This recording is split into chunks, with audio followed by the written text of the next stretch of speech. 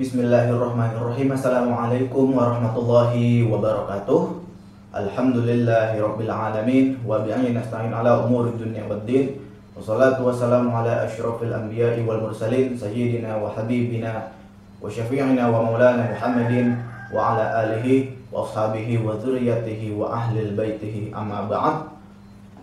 Allahumma shalli ala sayyidina Muhammad wa ala ali sayyidina Muhammad. Qala Allah Ta'ala fil Qur'anil Karim, A'udzu billahi minasyaitonir rajim. Ya ayyuhalladzina amanu kutiba 'alaikumus syamu kama kutiba 'alal ladzina min qablikum la'allakum tattaqun. Wa qala Rasulullah sallallahu alaihi wasallam, man qama ramadhana imanan wa ihtisaban ghufira lahu ma taqaddama min dzambihi.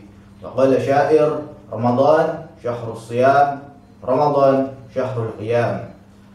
Alhamdulillahirrabbilalamin. Segala puji bagi Allah, Tuhan semesta alam, yang masih memberikan kita nikmat sehat, nikmat panjang umur, nikmat iman, nikmat Islam, sehingga kita bisa melaksanakan ibadah di bulan suci Ramadan meskipun di tengah-tengah pandemi.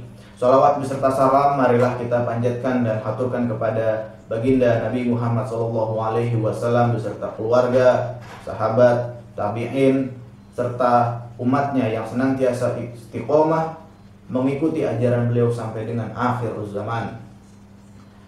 Kemudian berikutnya, pada kesempatan yang singkat ini saya diberikan amanah oleh SMP Muhammadiyah 2 Jakarta untuk memberikan tausiah yang disampaikan melalui media Instagram dan juga YouTube yang bertemakan amalan terbaik di bulan Ramadan, yang tentunya dirumuskan oleh para ulama generasi salafun saleh. Ma'asyiral muslimin rahimakumullah. Apabila kita mengacu kepada hadis Nabi, maka kita akan banyak menemukan bahwa Nabi SAW menjelaskan mengenai amalan-amalan utama. Ketika ditanya oleh sahabat amalan apa yang paling utama, maka Nabi SAW menjawab, amalan yang paling utama adalah jihadu fisabilillah. Namun di lain kesempatan, ketika Rasulullah ditanya amalan yang paling utama, maka Rasulullah menjawab, sholat di awal waktu. Tapi ada pula ketika Rasulullah ditanya amalan apa yang paling utama, Rasulullah memberikan jawaban birrul walidain. Atas jawaban-jawaban yang berbeda ini ulama berpendapat, kenapa jawabannya bisa berbeda-beda? Karena saat itu disesuaikan dan dihubungkan dengan turunnya wahyu serta melihat kondisi umat pada saat itu. Sehingga patutlah kita bertanya, ketika memasuki bulan Ramadan, amalan apakah yang sekiranya paling utama dikerjakan? Dan para ulama memberikan penjabaran mengenai amalan-amalan yang utama dikerjakan pada bulan Ramadan. Yang pertama adalah tilawatil Quran, yaitu memperbanyak interaksi kita dengan Al-Quran. Bukan hanya qiraatul Quran atau membaca Al-Quran. Sekiranya memang hanya bisa membaca, ya tentu saja kita baca. Tetapi ada yang lebih utama. Selain daripada membaca, kita juga meningkatkan kualitas hafalan kita, memperdalam isi daripada kandungan Al-Quran. Atau bisa juga dengan menyimak kajian atau ceramah daripada ustadz-ustadz kita mengenai isi kandungan yang ada di dalam Al-Quran, serta yang tidak kalah penting yaitu dengan mengamalkannya. Kenapa kemudian tilawatil Al-Quran itu menjadi amalan yang utama di bulan suci Ramadan? Karena Ramadan adalah bulan diturunkannya Al-Quran, sebagaimana Al-Baqarah ayat 185 ya. Kemudian pernah suatu syair disampaikan oleh Syekh Al-Ghazali yang merupakan keturunan dari Imam Ghazali. Beliau adalah syekh dari Mesir. Beliau pernah menyampaikan sebuah kata mutiara, bulan yang paling baik adalah bulan yang di dalamnya diturunkan Al-Quran. Rasul yang paling mulia adalah Rasul yang menerima wahyu Al-Quran. Malaikat yang paling mulia adalah malaikat yang menyampaikan Al-Quran. Malam yang paling mulia adalah malam yang diturunkannya Al-Quran. Maka umat yang paling baik adalah umat yang menjalankan dan mengamalkan isi daripada kandungan Al-Quran. Kemudian yang kedua, amalan yang utama dikerjakan di bulan Ramadan yaitu adalah sholat sunnah. Sebagaimana tadi sudah disampaikan, man qama ramadhana imanan wa ihtisaban ghufira lahu ma taqaddama min dzambi. Barang siapa mengerjakan sholat qiyam di sini adalah sholat tahajud, ada pula yang menjabarkan bahwa qiyam di sini adalah sholat tarawih. Ya, kenapa dinamakan sholat tarawih? Tarawih itu artinya tarwiyah atau istirahat. Asal katanya dari tarwiyah yang berarti istirahat. Kenapa disebut istirahat? Ulama memberikan pendapat kenapa disebut istirahat, karena perbedaan antara sholat sunnah tarawih dengan sholat sunnah yang lainnya. Kalau sholat sunnah yang lainnya, setiap 2 rakaat salam itu boleh dilanjut berdiri mengerjakan sholat yang berikutnya.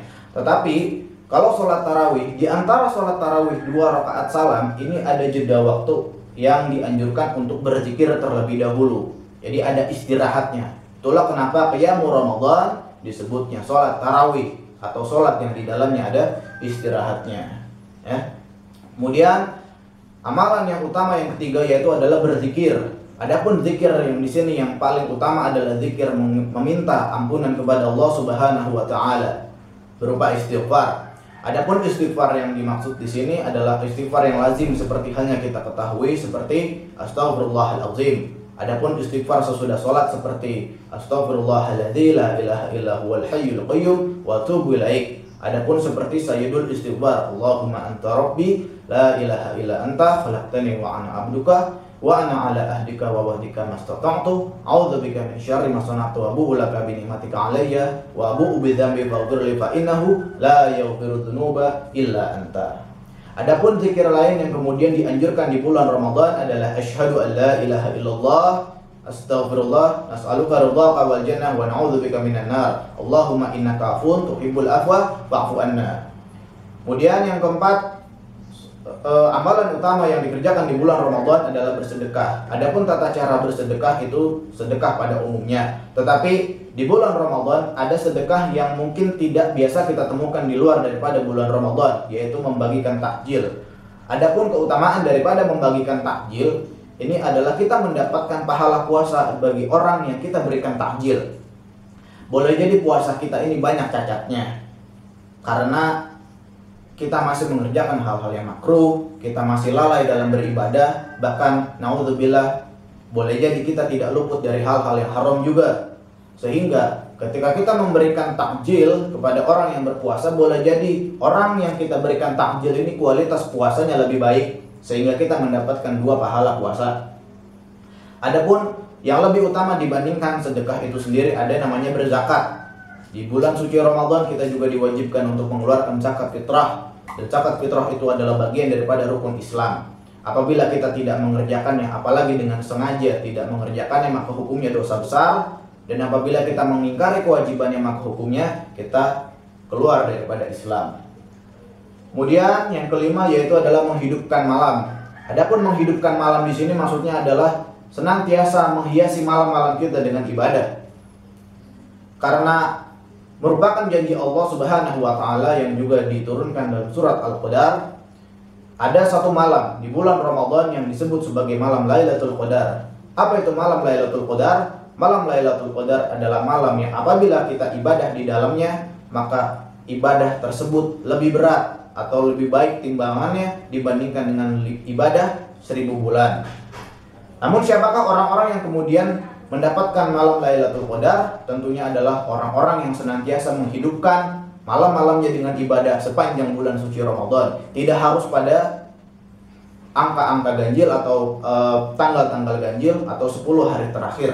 Karena boleh jadi hal itu merupakan satu hal yang meremehkan bulan Ramadan itu sendiri. Apabila kita memang menginginkan malam Lailatul Qadar, hendaknya kita memang sudah membiasakan sedari awal bulan Ramadan. Tidak harus menunggu 10 hari terakhir. Kemudian yang berikutnya adalah iktikaf. Iktikaf itu adalah berdiam diri di masjid. Iktikaf merupakan ajaran yang sudah ada bahkan sebelum Islam itu ada, seperti halnya puasa itu sendiri sudah dikerjakan oleh kaum para pendahulu, kemudian disyariatkan oleh Rasulullah SAW.